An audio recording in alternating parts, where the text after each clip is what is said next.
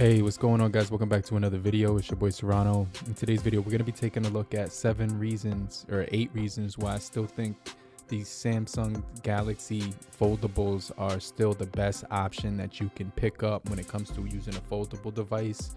And we're going to just jump into it.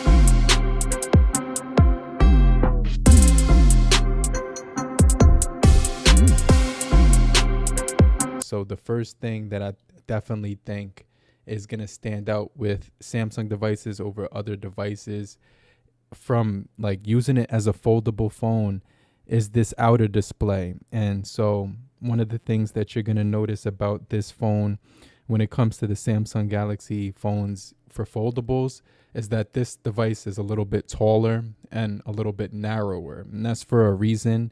It's actually been designed this way purposely, and that's because when it comes to using this device for using it every day, one of the things that stands out is the skinny display, which is going to help you when it comes to typing and just text messaging and getting stuff done on the display with one hand in particular. And so one of the things that I really like that's desirable about this phone is the fact that it's going to give you a really narrow display that you could use with one hand. And that's going to be the benefit of this display. It's very easy to control while using it in one hand mode. And so if I go into the settings of this phone, it's giving you a adaptive refresh rate up to 120 hertz or 60 hertz. And I like to use the outside display at 120. And so you can see on this display, it's giving you, I put a bunch of different widgets on here, different stuff on here that's going to make it, for me, more pleasant to use. And so you can see how useful it's going to be. It's got a beautiful not only display that it's using, but it's got that high refresh rate. And so if you open it up, the outside display is going to be completely different from the inner display. And so that's one of the things that's separating it from me from other phones that are foldables that are coming out on the market. And so you can see right here, I got a completely different set of widgets and wallpaper attached to the inner display. And then I can actually customize this display to be separate from my outside display. And you can see I'm at 60 hertz on the inside. I can customize it to 120, but I really like the customization of being able to use the two separate displays. And the second reason I think this is going to be very valuable is that it comes with S Pen support. And so I use the S Pen on a regular basis when it comes to doing sketching on here. I use this pen a lot when it comes to sketching.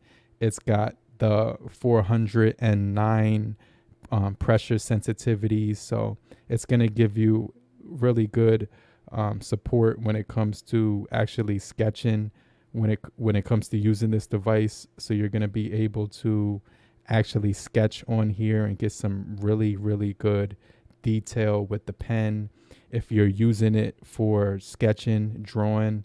But one of the things that I use this device for on a regular basis is taking notes on a daily basis. So I use this pen a lot more than quite often. So a lot of people use it every now and then or whatever, and they don't really take full usage of it. But it's got the button on here so you can actually get your shortcuts and stuff. And so you could take notes. Like I said, you got that button. So when you click the button, you get your pop-up menu, and you can just use the S Pen exclusively for sketching, writing, drawing, doing business, being creative. I definitely think it's still at the top of the list when it comes to using this foldable device, in particular when it comes to comparing it to some of the other smartphones on the market.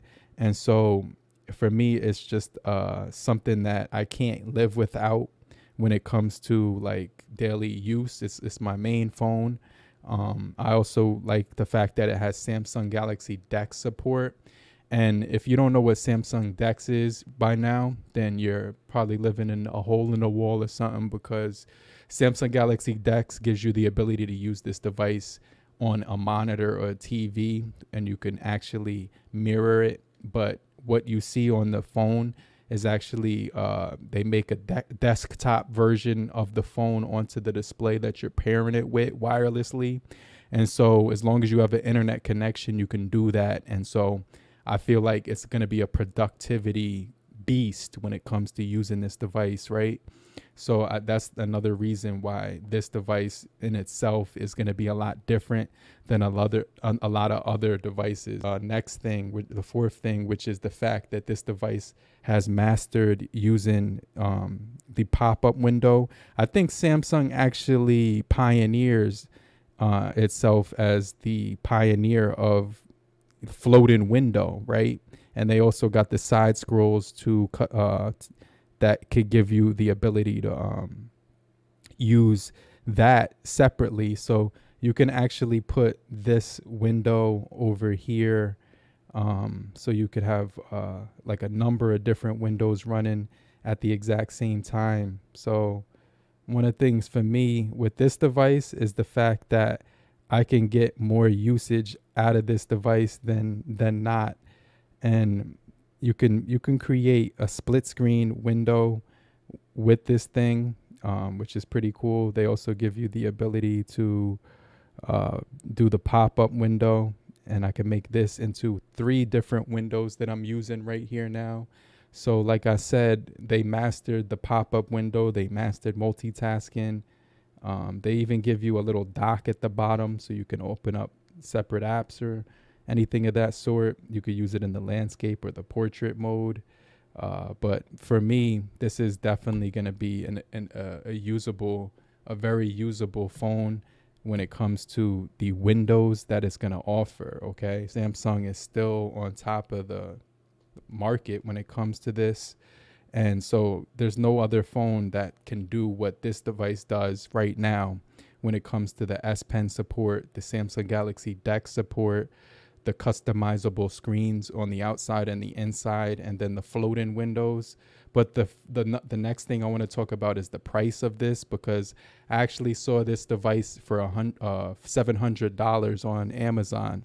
And so for me, I've always been a huge supporter of companies that give you the ability to actually purchase their products under $1,000, because for me, I don't really see the benefit of buying a phone for more than $1,000. For me, that's me taking a loss. So I was able to get this one about a year ago for $800, and now it's actually $750 if we want to just to round it off or whatever. But you could probably even get it for less than that. I've seen some people say they got it for $500.